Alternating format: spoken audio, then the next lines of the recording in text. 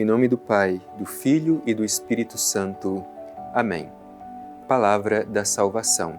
Meu irmão e minha irmã, a palavra de Deus tem força de transformação. Por isso o profeta Isaías utiliza esta imagem para nos mostrar a força da palavra de Deus na vida de cada um de nós. Assim como a chuva e a neve caem do céu e para lá não voltam sem molhar a terra, fazer fecundar a semente para que cresça e produza muitos frutos, assim também é a palavra de Deus derramada em nosso coração. Ela não volta para Deus vazia, sem cumprir os efeitos esperados. Por isso, neste momento, nós queremos permitir que a palavra de Deus nos alcance no mais íntimo do nosso ser e nos ajude a testemunhá-la com nossas palavras e com nossas ações. Te convido, querido irmão, querida irmã, para aproveitarmos bem este momento de escuta da palavra de Deus e permitir que ela ressoe em nosso coração, ajudando-nos todos os dias a colocar em prática aquilo que nós escutamos.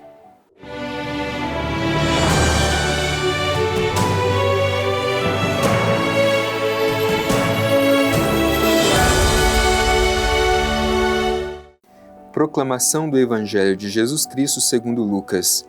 Glória a vós, Senhor. E entrando no templo, começou a expulsar os vendedores, dizendo-lhes: está escrito, minha casa será uma casa de oração. Vós, porém, fizeste dela um covil de ladrões. E ensinava diariamente no templo. Os chefes dos sacerdotes e os escribas procuravam fazê-lo perecer, bem como os chefes do povo. Mas não encontravam o que fazer, pois o povo todo o ouvia enlevado. Palavra da salvação. Glória a vós, Senhor. Estimado irmão, estimada irmã, o trecho do Evangelho que hoje escutamos é um trecho bem curto, mas muito significativo. Jesus já está nos seus momentos finais. Depois de uma longa caminhada, Jesus entra em Jerusalém. E como nós sabemos, em Jerusalém acontecem os últimos eventos da vida terrena de Jesus. E tudo isso justamente por causa dessas tensões entre Jesus e os chefes religiosos, os chefes dos povos daquele tempo, que não acolheram Jesus como sendo o Messias enviado de Deus a Israel. Hoje, esse trecho que nós escutamos ilustra muito bem esta realidade.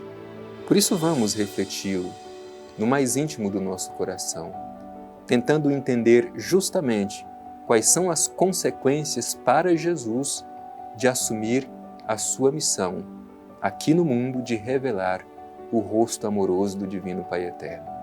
As consequências de Jesus ser fiel é justamente a sua condenação e a sua morte de cruz. E esse trecho do Evangelho que nós escutamos mostra esta tensão que leva Jesus à cruz. O Evangelho diz assim: entrando no templo, começou a expulsar os vendedores. Portanto, é a purificação do templo. Jesus entra no templo e ali expulsa os que usam, instrumentalizam o templo a seu favor. Meu irmão e minha irmã, essa realidade existente no tempo de Jesus também pode ser muito presente no tempo de hoje, quando usa-se do templo para obter benefícios pessoais. Esse tipo de prática é abominável diante de Deus. E Jesus não admite que isso aconteça. Por isso, Jesus apela para a própria Sagrada Escritura, quando diz o Evangelho, dizendo-lhes, está escrito, minha casa será uma casa de oração. Vós, porém, fizeste dela um covil de ladrões. Pois bem, Jesus deseja fazer com que a casa de Deus, o templo, realmente seja realizado nele a sua função. É o lugar do encontro com o Pai, é o lugar da intimidade com Deus, é o lugar de celebrar a nossa fé. e por nenhum outro motivo o templo pode ser utilizado para uma outra finalidade comercial, em vista de algum tipo de benefício pessoal que não seja o reino de Deus. Por isso, estejamos atentos para percebermos se também entre nós, muitas vezes, não encontramos situações semelhantes. O uso do templo, a instrumentalização do templo e da religião em benefício pessoal. Repito, esse tipo de atitude é abominável diante de Deus. E recordemos sempre, minha casa será uma casa de oração. Aliás, é bonito perceber como que Jesus identifica o templo como casa de oração. Oração é o lugar do diálogo, o encontro, onde nós falamos a Deus, mas também silenciamos para escutar a voz de Deus. Por isso precisamos olhar no hoje da nossa história e fazer também dos nossos templos a casa de oração, isto é, o lugar da intimidade, do diálogo amoroso entre nós e Deus. É esta finalidade do templo, o lugar do encontro pessoal com o Senhor, onde a Ele podemos dirigir a nossa palavra, mas dele também escutamos a voz que nos encoraja, que nos salva, que nos coloca em movimento e que nos encoraja. Em seguida, o Evangelho diz assim: e ensinava diariamente no templo. Os chefes dos sacerdotes e os escribas procuravam fazê-lo perecer, bem como os chefes dos povos. Portanto, os chefes religiosos, os chefes dos povos, diante da atitude de Jesus de purificar o templo do mau uso das finalidades do templo, utilizado para outras finalidades que não fossem aquelas de permitir que as pessoas fizessem um encontro pessoal com Deus, eles se sentem incomodados com a atitude de Jesus. Por isso diz o Evangelho, queriam fazê-lo perecer, isto é, queriam levá-lo à morte. Por que Jesus é levado à morte? Justamente porque suas palavras, suas ações desconstroem aqueles que instrumentalizam a religião e o templo em benefício de si mesmos. Queriam fazer Jesus perecer, mas ao mesmo tempo diz o Evangelho, mas não encontravam o que fazer, pois o povo todo o ouvia enlevado, isto é, maravilhado.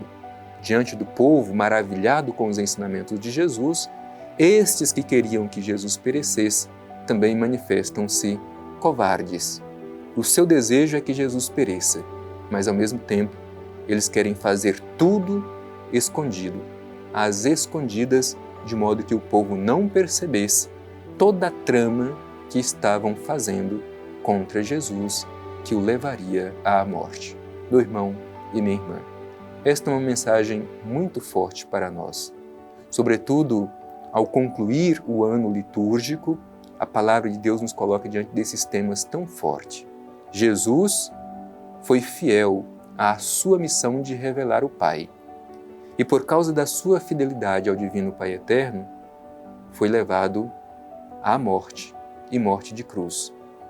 Justamente porque incomoda as autoridades religiosas daquele tempo, que instrumentalizavam o templo em benefício pessoal. E em que isso incide diretamente a nós hoje? Jesus continua presente em nosso meio e Jesus continua a nos interpelar, nos ajudando a perceber que não podemos, por nenhum motivo, instrumentalizar o templo, instrumentalizar a religião em benefício pessoal, fazendo da casa de oração uma casa de comércio. Peçamos ao Senhor a graça de que os nossos templos hoje também sejam purificados de todo tipo de velhacaria que desviam as finalidades do templo, que é levar as pessoas à comunhão, à intimidade com o Pai. Que esta mensagem do Evangelho nos ajude a fazer uma experiência mais verdadeira, mais autêntica de encontro com o Senhor e, sobretudo, fazer do nosso espaço litúrgico este lugar onde nós podemos, abertamente como filhos e filhas, nos dirigir ao Pai, elevar a Ele a nossa voz, com a firme certeza de que Ele nos escuta mas ao mesmo tempo que saibamos silenciar o nosso coração e dele escutar a sua voz. A minha casa será chamada casa de oração e não um covil de ladrões. Que o Senhor nos dê esta graça da purificação do nosso templo físico, mas também do templo do nosso coração.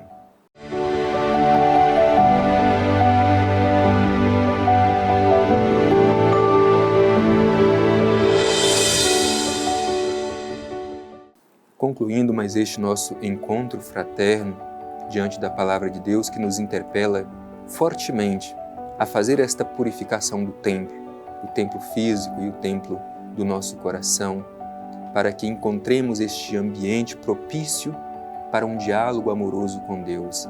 A minha casa será uma casa de oração. Te convido, querido irmão, querida irmã, a voltar o nosso olhar para o Divino Pai Eterno e a Ele fazer a nossa prece, a nossa oração. Pai Eterno, te pedimos no dia de hoje a graça de viver uma experiência religiosa que seja autêntica. Livra-nos, Pai Eterno, da tentação de querer instrumentalizar a religião, o templo, para tirar favores pessoais. Ajuda-nos a ter os olhos sempre fixos em Teu Filho Jesus, nosso Salvador e Redentor. Impulsiona-nos com a luz e a força do Teu Espírito, para que saibamos testemunhar o Evangelho com nossas palavras e nossas ações. Assim seja. Amém. O Senhor esteja convosco, Ele está no meio de nós. Abençoe-vos o Deus Todo-Poderoso, Pai, Filho e Espírito Santo. Amém.